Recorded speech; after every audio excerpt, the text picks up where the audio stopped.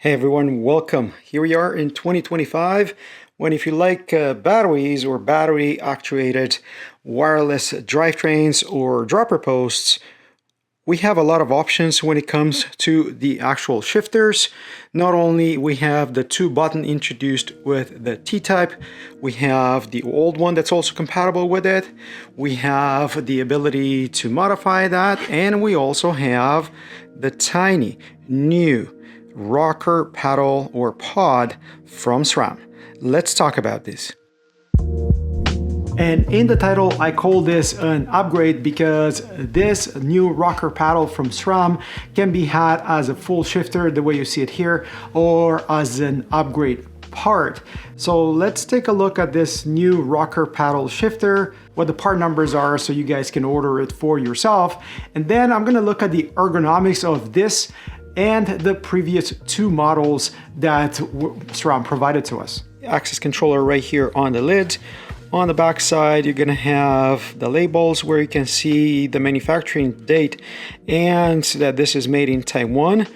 I have a right controller. Yes, we do have left and right. This is a rocker pod, and more about the part numbers in a second.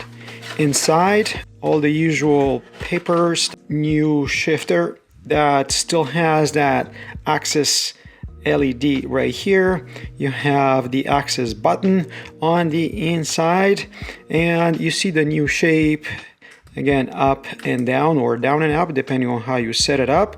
The same CR2032 is used. Use your coin or the new battery just to remove this. If you loosen up this T25 Torx, you can rotate this in the position of that little tip. The inside here is identical with the old. Obviously, you can install it whichever way you want. In the past, I would have said you can install it on the other side as well, but you see how the shape of the rocker paddle right now is kind of weird. That's why they have a left and a right. You can see this texture even here on the back of the buttons. So you have buttons here, but this would imply that you can trigger this from the back as well. I like that this is very compact and it doesn't make the actual pod much bulkier than the 2-button version. This comes with that infinite loop handlebar mount, but if you want to go for what's called the bridge clamp or matchmaker compatible clamp, here's the part numbers that you need to use. Again, remember that you're going to have separate part numbers for the left and the right variant. Back to the part numbers, I scribbled down here C1. This is the part number that SRAM used initially when launching this right shifter. If you do 001 at the end, that would be the left shifter. This is for what's called the C1 shifter pod. They already have a D1, and here's the part numbers on the screen. And if you don't want to buy the whole shifter pod, you have the 2-button one introduced with the T-Type transmission. You have these two part numbers that would provide you that upgrade, just the rocker paddle. Again, you have specific part numbers for the left, usually used with the dropper post, and the right for your drivetrain shifter. How hard it is to add the rocker paddle to your 2-button pod? It is actually very simple. This is an ultimate, well used and abused. And with that clamp loose, as soon as you pull it out, let's do it simultaneously here. Now you can pretty much lift from this side and push down a tiny bit. So that's the rocker. And on this one, this is no different. Here we go. I just pulled them apart. So you can see how you have a couple of tiny lugs right here at the end of the shifter pod. Again, this is the old pod. So if I take the new paddle, assuming that you're doing an upgrade, as soon as you line it up here, it engages, bring it close. It's going to snap in place, and here we go. That's how easy it was to actually install the new rocker.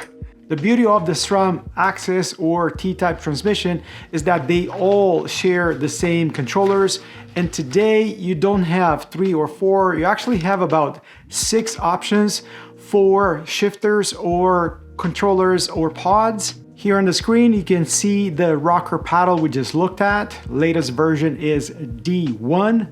Then you have the Pod Ultimate, the shifter that came with EXO transmission and up.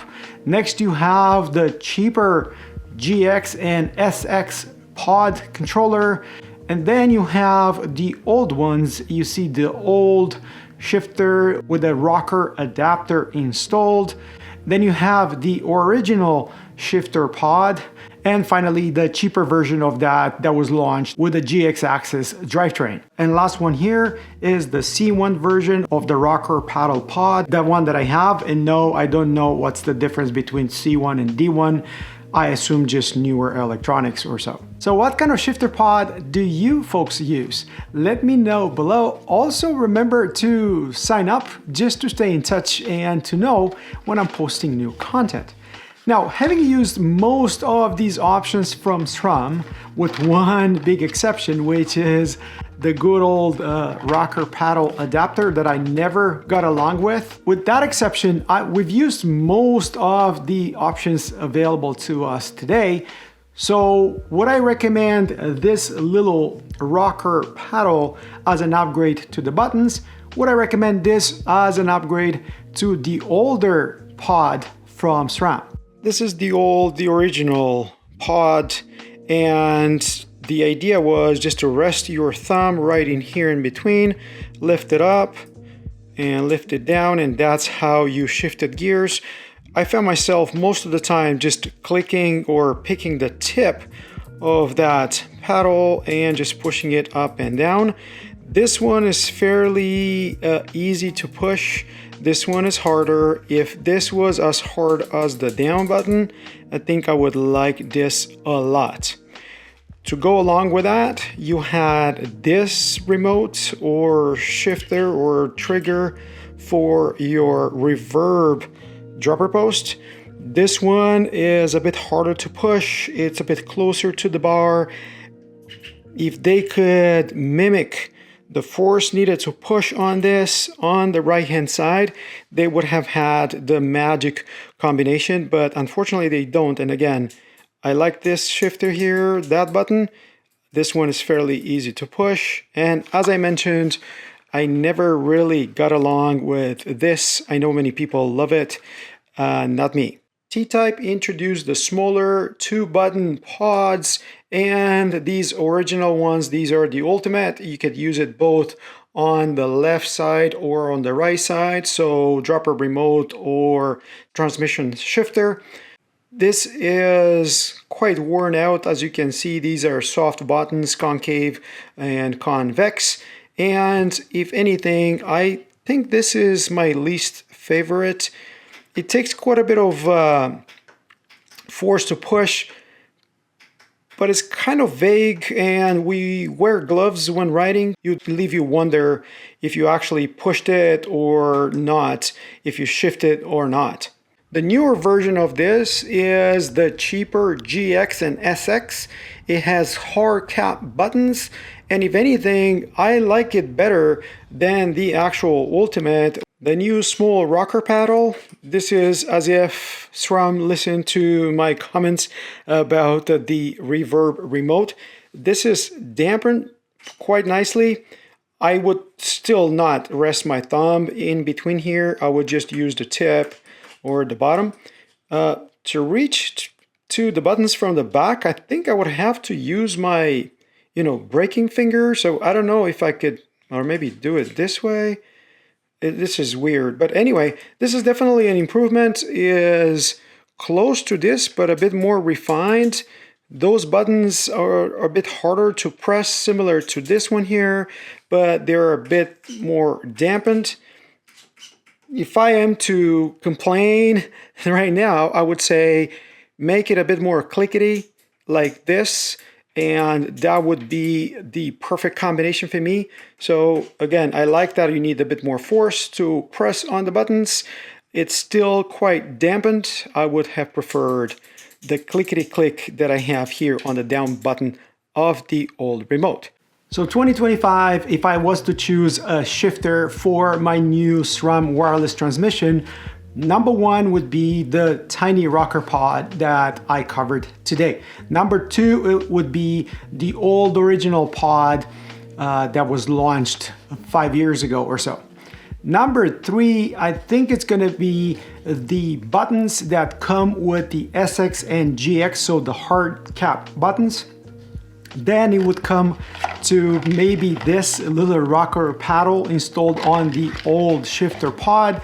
And the last place would be the ultimate pod, the one that has the rubbery buttons on it. For some reason, that one, I just can't feel it in the way we ride our bikes. What about you guys? What do you think about this little comparison that I put out for you today? Which one do you prefer and why? Let us know in the comments below. Don't forget to like, subscribe, comment.